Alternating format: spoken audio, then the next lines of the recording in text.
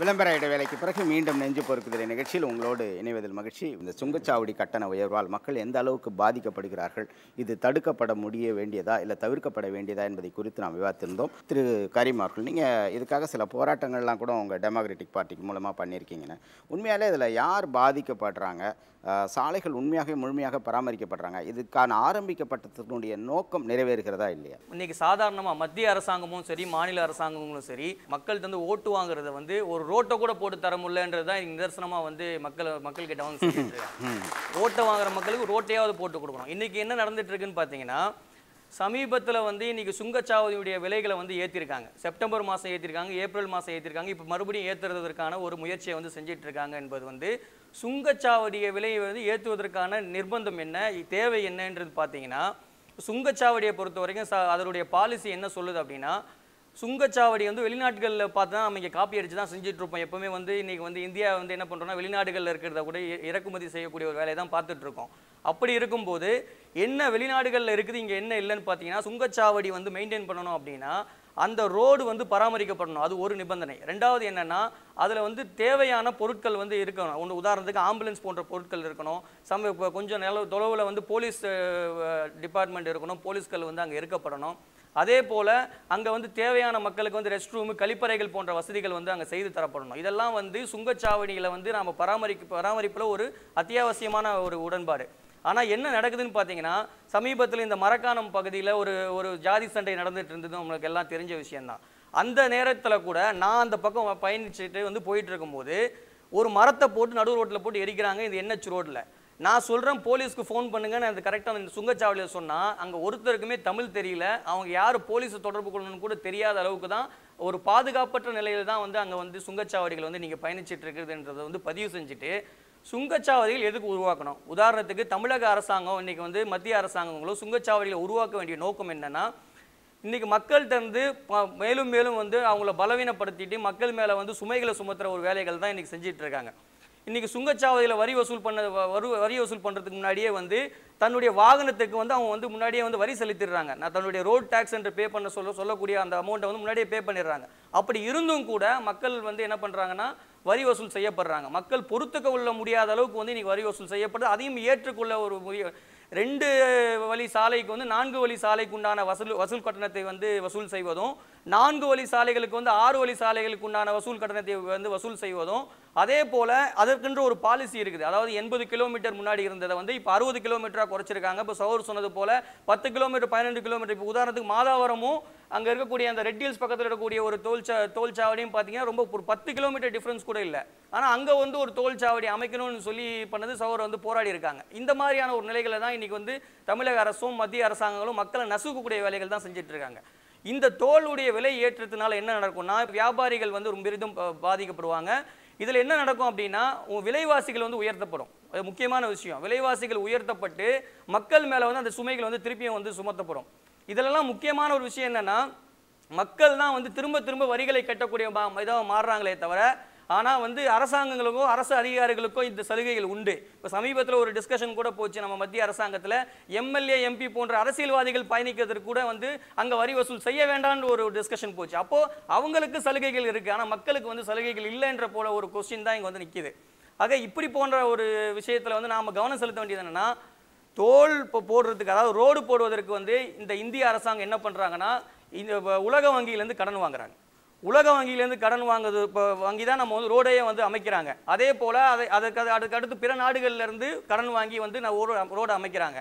அதே போல் நெடுஞ்சாலைத்துறை, போக்குவரத்து துறை போன்ற நிறைய துறைகளை வந்து தமிழக அரசும் சரி மத்திய அரசாங்கமும் சரி வச்சுருக்காங்க. இதில் வந்து பல லட்சக்கணக்கான எம்ப்ளாயர்கள் வந்து வேலை பார்க்குறாங்க, ஊழியர்கள் வந்து வேலை செய்கிறாங்க. இப்படியெல்லாம் வச்சுக்கிட்டு பல லட்சக்கணக்கான வேலைகள் செய்யக்கூடிய எம்ப்ளாயிகளுக்கு வீடு, காரு போன்ற வசதிகளும் செஞ்சுட்டு வரக்கூடிய அந்த கவர்மெண்ட்டு இன்னைக்கு என்ன நடந்துட்டு இருக்குன்னு பார்த்தீங்கன்னா, இதெல்லாம் செலவு செஞ்சுட்டு தனியார் வசத்துக்கிட்ட கொடுக்குற ஒரு நடைமுறை வந்து ஏன் ஃபாலோ பண்ணப்படுதுன்றது வந்து மக்கள் கேட்கக்கூடிய ஒரு பெரிய கேள்வி. ஏன்னா இவ்வளவும் நம்ம மெயின்டைன் பண்ணுறோம். அப்போ நெடுஞ்சாலைத்துறை என்ன செய்கிறாங்க? அவங்க ஏன் அந்த ரோடை பராமரிக்க மாட்டாங்களா? பராமரிப்பதற்காக ஒரு தனியார் வசம் கொடுக்க போனா இதுல இருக்கக்கூடிய எக்யூப்மெண்ட், இவங்க வாங்கின எக்யூப்மெண்ட் என்ன இருக்குது, இதுல வேலை செய்யக்கூடிய வேலையாட்களுக்கு என்ன வேலை, இந்த பராமரிப்பும் சரியா நடக்கல. இப்ப பதிவு செஞ்சது பிரகாரம் ரோடு வந்து பள்ளம் குழியும் குண்டும் குழியுமாக இருக்கக்கூடிய ரோடுகள்லாம் பல பகுதிகளில் இருக்கு. நம்ம வந்து இதை அதிகமா பேச நான் பார்க்கக்கூடிய நேயர்களுக்கு கண்டிப்பா தெரியும் நம்ம எங்கெங்கெல்லாம் வந்து டோல் வசூல் பண்ணிட்டு இருக்கோம். இதை விட குறிப்பிடத்தக்க ஒரு விஷயம் என்னன்னு பார்த்தீங்கன்னா, பல டோல்கள் வந்து அவங்களுடைய காலாவதியான லைசன்ஸை வச்சுக்கிட்டு நீங்க வசூல் பண்ணிட்டு இருக்காங்க. மதுரையில் இருக்கக்கூடிய அந்த மாட்டுத்தாவணியை இணைக்கக்கூடிய அந்த சந்திப்பு, திருமங்கலத்தில் இருக்கக்கூடிய சந்திப்புல வந்து 1 கிலோமீட்டருக்கு ஒரு டோல் இருக்கு. ஆனா அந்த டோல்கள் எல்லாமே காலாவதியான டோல்கள். இதை யாரும் வந்து கண்டுக்காதனால, அரசாங்கமே அதை கண்டுக்காதனால என்ன செஞ்சுட்டு இருக்குன்னா அங்க வந்து வசூல் செய்யப்பட்டு இருக்கு. இங்க மேல்வரத்தூர் பக்கத்தில் இருக்கக்கூடிய ஒரு டோலும் இது வந்து காலாவதியான ஒரு டோல்னு சொல்லிட்டு இருக்காங்க. ஆனால் மக்கள் என்ன பண்றாங்கன்னா அறியாமையினால் என்ன பண்ணிட்டு இருக்காங்கன்னா அதுக்கு வந்து வரி செலுத்திட்டு போயிட்டு இருக்காங்க. நிறைய மக்கள் அறிஞ்சே நான் காசு கொடுக்க மாட்டேன்னு சொல்லும் போது நீங்க போங்க சார் அப்படின்னு சொல்லி தள்ளி விடக்கூடிய நிலைமையே நான் இருக்கு. நான் வந்து சமீபத்தில் பயணிக்கும் போது கூட பார்த்தேன். நான் வந்து டோல் காசு கட்ட மாட்டேன்னு சொன்னோன்னா போங்க சார்னு சொல்லி அனுப்பிச்சிட்டாங்க. இப்படிப்பட்ட ஒரு நிலைமை தான் காலாவதியான டோல்களில் வந்து இன்னைக்கு இருந்துட்டு இருக்கு. இன்னைக்கு எல்லாமே தனியார் மயமாக்கப்பட்டு இருக்கு. இன்னைக்கு வந்து குழாயை திறந்தா தண்ணி வரணும், மக்களுக்கு அத்தியாவசிய தேவை குழாயில் தண்ணி வர வேண்டியது. ஆனால் இன்னைக்கு பாட்டிலில் போட்டு தான் வித்துட்டு இருக்காங்க.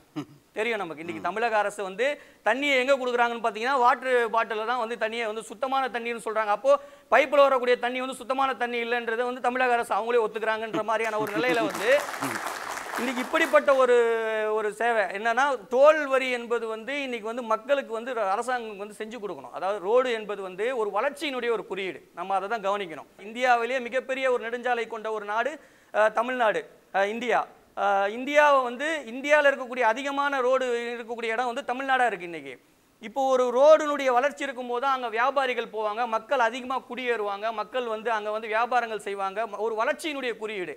இந்த வளர்ச்சியினுடைய குறியீடில் வந்து நாம் வந்து கவர்மெண்ட்டுகள் வந்து இந்த வளர்ச்சியினுடைய குறியீடை கவனிக்காமல் மக்கள் மேலே வந்து சுமைகளை திணிக்க வேண்டிய வேலைகள் என்ன? இதில் என்னன்னா, இது பிரைவேட்டேஷன் பண்ணும்போது இதுக்கு நடுவில் புரோக்கர்கள், இதற்கு நடுவில் வந்து ஏஜென்ட்டுகள், இவர்களுக்கெல்லாம் பணம் பட்டுவாடா செய்யப்படும் போது இப்படிப்பட்ட காலாவதியான டோல்களை வந்து மறக்கடிக்கப்படும், மக்களுக்கு வந்து ஏமாற்றப்படும். மக்கள் முழுமையான ஏமாற்றத்தில் தான் இருக்காங்க. இவர்களுக்கு ஓட்டை போட்டுக்கிட்டு மக்கள் வந்து தேவையில்லாத சுமையை வந்து எக்ஸ்ட்ராவாக தான் வந்து ஏற்றிட்டு இருக்காங்கன்றதான் இங்கே பதிவு வைக்கணும். இப்போ சமீபத்தில் வந்து நம்மளுடைய மத்திய அரசாங்கம் வந்து ஒரு அறிவிப்பு ஒன்று வெளியிட்டிருக்கு. என்னன்னா, ஒரு நிறைய டோல்களை நம்ம கம்மி பண்ணணும்னு சொல்லியிருக்காரு. அந்த நிறைய டோல்களை கம்மி பண்ணும்போது அவர் என்ன சொல்லியிருக்காருன்னா, டோல்களை கம்மி பண்ணுறதை விட ஒரு ஆலோசனைகளை கொடுத்துருக்காரு. 3 ஆலோசனைகளை கொடுத்துருக்காரு. என்னன்னா, பெட்ரோல் விலையை இன்க்ரீஸ் பண்ணிடலாம், பெட்ரோல் விலையை இன்க்ரீஸ் பண்ணலாம், ஒரு பாயிண்ட். ரெண்டாவது என்ன சொல்லியிருக்காருன்னா, வாகனங்கள் வாங்கும் போதே அதிகமான வரியை வசூல் செய்யலாம், அதுலேயும் 3மே வந்து செய்யணும். 3வது என்ன சொல்லியிருக்காருன்னா, டோல்கள் வந்து வருஷத்துக்கு ஒரு வாட்டி சவுறு கேட்ட போல வருஷத்துக்கு ஒரு வாட்டி அமௌண்ட்டை கலெக்ட் பண்ணணும்னு பார்த்தா இந்த டோலை க்ளோஸ் பண்ணுறதுனால வரக்கூடிய அமௌண்ட் ஒரு 26,000 கோடி தான் லாஸு. ஆனால் இந்த அமௌண்ட்டெல்லாம் ஒர்க் அவுட் பண்ணி பார்த்ததில் 36,000 கோடி லாபம். அப்போ என்னன்னா, மக்கள்கிட்ட இருந்து பணம் பண்ணுவது தான் இந்த மத்திய அரசாங்கங்கள் வந்து ஒரு நிலையாக கொண்டு மக்களை வந்து நசுக்கணும். அதே போல் இந்த சிறு குறு வியாபாரிகளை வந்து நசுக்கணும். மக்கள் வந்து வியாபாரிகள் கிட்ட இருந்து பணத்தை கொண்டு வந்து இந்த மாதிரியான அரசியல்வாதிகள் வந்து வாழணும் போன்ற கருத்துக்களை தான் இங்கே வந்து நம்ம வந்து நிலைச்சு நிற்கிறத வந்து பார்க்க முடியும். எந்த ஒரு பராமரிப்புமே இல்லை சார். ரோடை போடுவதற்கு எந்த ஒரு பராமரிப்புமே இல்லை என்பதை வந்து நான் இங்கே வந்து வலியுறுத்தி. சரி, நன்றி மிஸ்டர் கரீம். சுகுமாரன் சார், இப்போ லாரி சங்கத்தினுடைய அந்த சம்மேளத்தினுடைய தலைவராக இருக்கிறனால குறிப்பாக இந்த லாரி ஓட்டுநர்கள், லாரி உரிமையாளர்கள் எந்த அளவுக்கு இந்த பாதிக்கப்படுறாங்க? சுங்கசாவடியில் இருக்கிற ஒவ்வொரு நார்த் இந்தியன்ஸும் வந்து, அதாவது 160 ரூபா வாங்கக்கூடிய லாரி டிரைவர்கிட்ட 250 ரூபா வாங்கும்போது அவன் தட்டி கேட்கும்போது அங்கே இருக்கிற எல்லாரும் சேர்ந்து டிரைவர் அடிக்கிறான். இந்த டிரைவர் அடிக்கும்போது போலீஸ் போய் கம்ப்ளைண்ட் கொடுத்தா போலீஸ் சொன்னால் கொடுத்துட்டு போடான்னு சொல்கிறான். இதை நாங்கள் போய் தட்டி கேட்டு அந்த சாலை மறியல் பண்ணி வண்டி நிற்கும்போது அப்போ போலீஸ் எங்களை பஞ்சாயத்து தான் பண்ணுது. சரி, இனிமேல் வாங்க மாட்டான் அவன், டிரைவர் அடிச்சு தப்பு தான் சார், அங்கே வழக்கு பதிவு படிப்போம். இதே நாங்கள் சுங்கசாவடிக்காரன் அடிக்கும்போது எங்களை வீடியோ கேமரா வச்சு எங்கள் மேலே வழக்கு பதிவு பண்ணுறாங்க. இந்த மாதிரி ஒரு அராஜகமான போக்கு வந்து இந்த தேசிய நெடுஞ்சாலைகளுக்கு, குறிப்பாக வந்து தமிழ்நாட்டில் வந்து இந்தியாவிலேயே தமிழகத்தில் 4800 டோல் வந்து போட்டாச்சு. இனிமேல் தான் வட மாநிலத்திலேயோ போட்டணுமே தவிர இந்தியாவில் முதலே போட்டாங்க டோலை. இனிமேல் போட வேண்டிய டோல் ரோடு இல்லை. அதனால தான் நேற்று பொன் ராதாகிருஷ்ணன் அமைச்சர் சொல்கிறாரு, மாநில அரசு இன்னும் எங்களுக்கு கொஞ்சம் ரோடு கொடுக்கணும், கொடுத்தா நாங்கள் மத்திய அரசு டோல் போடுவோன்னு. ஒவ்வொரு அமைச்சரும் ஒவ்வொரு டைம் வரும்போதும் அவங்களோட சுய லாபத்துக்கோசரம் தான் அந்த ரோடுங்க அமைக்கிறதுக்கு உண்டான வாய்ப்பை உண்டாக்குறாங்க. ரெண்டாவது திட்டத்தை மாற்றினே இருக்கிறாங்க. அதாவது 1997 போட்ட திட்டம் இன்றைக்கி அந்த திட்டம் நடைமுறையில் இருந்தால் இந்த மாதிரி பாதிப்புகள் யாருக்குமே வராது. சரி, ஒவ்வொரு அமைச்சர் வரும்போதும் ஒவ்வொரு அமைச்சகம் மாறும் போதும் அவங்களுக்கு தகுந்த மாதிரி ஒரு திட்டத்தை வகுத்துட்டு இன்றைக்கி வந்து லாரிகளுக்கு வந்து ஒவ்வொரு சுங்கச்சாவடியில் ஒவ்வொரு மாதிரியான வசூல். அதாவது மூணு மூணு ஒரு சுங்கச்சாவடியில் மூணு விதமான வசூல். அதாவது 3 கேட்டகரி, 6 வீலு, 10 வீலு, 12, 14 வீலுக்கு ஒரே கேட்டகரி வசூல் பண்ணாங்க. அடுத்த சுங்கச்சாவடி போனால் ஒவ்வொரு வீலுக்கு தனித்தனியாக வசூல் பண்ணுவான். அப்புறம் ஒரு சுங்கச்சாவடியில் இங்கே போக வரத்துக்கு வசூல் பண்ணுவான். அடுத்த சுங்கச்சாவடியில் பார்த்தா போகிறதுக்கு மட்டும்தான் வசூல் பண்ணுவான். அப்புறம் வந்து கன்ஸ்ட்ரக்ஷன் அந்தந்த மாவட்டத்தில் இருக்கிற வாகனங்களுக்கு அது எந்த வாகனமாக இருந்தாலும் 50% வந்து சலுகை கொடுக்கணும். உள்ளூர் வாசிகளுக்கு, உள்ளூர் வண்டியில் பதிவுப்பட்டவங்களுக்கு எனக்கு எந்த வண்டிகளுக்கு சலுகை கொடுக்குறதில்ல. கேட்கும்போது யாரும் வந்து கேட்கறாங்க அவங்களுக்கு மட்டும் கொடுத்து அனுப்பிச்சிடறான் போட சொல்லி பொதுவாக பப்ளிக் கொடுக்குறதில்ல. அதாவது இந்த மாதிரி இப்போ பப்ளிக் ஏமாத்துறதில்ல. இன்றைக்கி அதிகாரிக்கு தான் அது காரணம் முழுக்க ஒவ்வொரு சுங்கச்சாவடிக்கும் ஒவ்வொரு பிடி ப்ராஜெக்ட் டைரக்டர்னு ஒரு ஆள் அமைச்சிருக்காங்க. அவன் சுங்கச்சாவடி செய்யக்கூடிய தவிர இவங்க சுட்டி காமிக்கணும். இன்றைக்கி பெங்களூர்லேயே ஆகட்டும், ஆந்திராவில் ஆகட்டும், அந்த மாதிரி சுட்டி காமிச்சு பல சுங்கச்சாவடியில் ரத்து பண்ணியிருக்காங்க, பல சுங்கச்சாவடியில் ஃபைன் வசூல் பண்ணியிருக்காங்க. தமிழ்நாட்டில் நாங்கள் எது சுட்டி காமிச்சாலும் எங்களுக்கு வந்து ஒரே திருப்பி ரிப்ளை வந்துடும் அந்த அதிகாரிகிட்டேருந்து.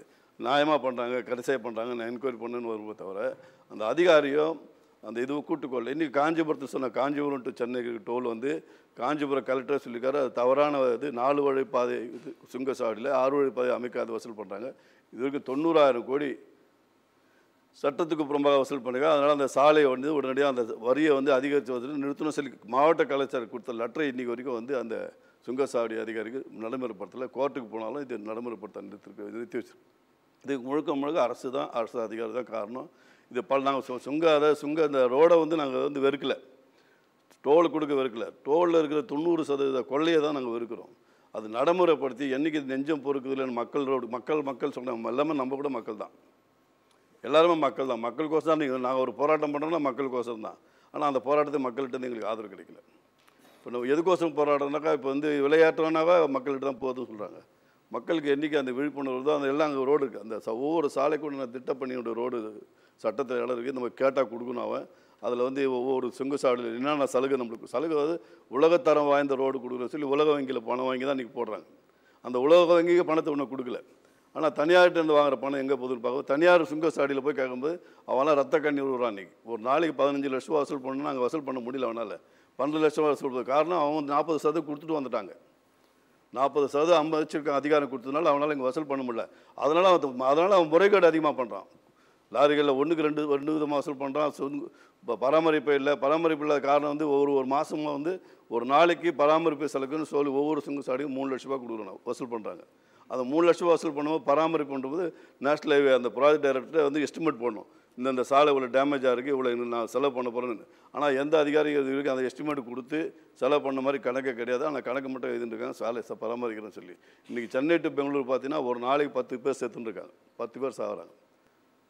காரணம் ரோடு சரியான ரோடு இல்லை.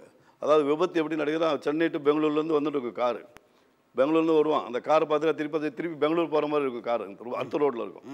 அந்தளவுக்கு ரோடு இருக்குது. உலகத்தரம் வாய்ந்த ரோடுன்றாங்களா, உலகத்தரம் இந்த ரோடு கிடையாது. ஆக்சிடெண்ட்டை பார்த்தீங்கன்னா இந்த ரோடு வரத்துக்கு முன்னால் விபத்து குறைவாக இருக்கும், உயிர் சாவு வந்து கம்மியாக இருக்கும். இப்போ விபத்து கம்மி, உயிர் சாவு அதிகமாக இருக்குது இப்போ இருக்கிற ரோட்டில். அந்தளவுக்கு டிசைன் ரோடு கிடையாது. இப்போ சரி நாங்கள் அதே தான் சொல்கிறோம். ஒரு முத்தரப்பு குழு ஒன்று அமைங்க, ஸ்டேட் கவர்மெண்ட்டு சென்ட்ரல் கவர்மெண்ட்டு எங்களை மாதிரி பப்ளிக் ஒன்று போட்டு இந்த பகுதியில் ஏன் டெய்லி தொடர்ந்து ஆக்சிடெண்ட் ஆகுது. அதிகமான ஆக்சிடெண்ட் ஆகுது சென்னை டு பெங்களூரில் வந்து கிருஷ்ணகிரியில் அதிகமான ஆக்சிடெண்ட்டு, இந்த பக்கம் திருச்சியில். ஏன் அந்த ரோட்டில் மட்டும் ஏன் அவ்வளோ அதிகமாக ஆக்சிடெண்ட்? அப்போ அந்த டிசைன் ரோடு சரியில்லைன்னு அர்த்தம். ஒரு ஐஏஎஸ் அதிகாரி இறந்துட்டாங்க, ஒரு லேடி ஐஏஎஸ் அது கிருஷ்ணகிரியில் தொடர்ந்து அந்த இடத்துல ஆக்சிடெண்ட் ஆகுது. அந்த சாலை சரியாக இல்லாததால் ஒரு ஐஏஎஸ் அதிகாரியாக இருந்து தமிழக அரசு மௌனமாக இருக்குது. அந்த மாதிரி இவ்வளோ பேர் விபத்தில் இறக்கும்போது அதுக்கு உண்டான முயற்சி செய்ய மாட்டோம். சும்மா ஒரு மந்திரி பையன் இறந்த உடனே அங்கே ஒரு ஸ்பீட் பிரேக் போடுறாங்க. அந்த மந்திரி பையன் இறந்து இன்றைக்கி 1 வருஷம் ஆச்சு, அவங்கள மறந்துட்டாங்க, அந்த ஸ்பீட் பிரேக்கும் மறைஞ்சு போச்சு. ஸோ அந்த மாதிரி அரசு வந்து அதிகாரிகளுடைய கவனக்குறைவினால் தான் இந்த சுங்கச்சாவடியில் சுரண்டல் அதிகமாக இருக்குது. சுங்கச்சாவடி வந்து இது வந்து எப்போ முறைப்படுத்தக்கூட வருடத்துக்கு ஒரு முறை வாங்கிட்டாங்களோ ரொம்ப நல்லாயிருக்கும். இந்த மாதிரி வந்து டீசல் வந்து இன்றைக்கி உலகத்தரத்தில் வந்து உலக நாட்டுங்களில் வந்து 600 ஒரு நாளைக்கு 600 கிலோமீட்டர் நாங்கள் பயணம் பண்ணுறோம் லாரி. இங்கே தமிழ்நாட்டில் பார்த்திங்கன்னா இந்தியாவில் பார்த்திங்கன்னா 200 கிலோமீட்டர் பயணம் பண்ண முடியல. அந்தளவுக்கு ஒவ்வொரு சுங்கச்சாவடியில் 15 நிமிஷம் 20 நிமிஷம் டீசல் வினையும், டிரைவருடைய கஷ்டம், திருப்பி வந்து அவசரத்துக்கு உண்டான ஆம்புலன்ஸ் போகிறதுக்கு வழி இல்லாத ஒரு பிரச்சனை. இந்த மாதிரி சுங்கச்சாவடியில் பல வகையான மக்கள் சுங்கச்சாவடி தேவையே இல்லை. வருஷத்துக்கு ஒரு நாங்கள் லாரி உரிமையாளர் வருஷத்துக்கு ஒரு எனக்கு கட்டினாவே இந்த கார்லேயோ யார்கிட்டையும் சுங்கச்சாவடி வசூல் பண்ண வேண்டிய அவசியமே கிடையாது.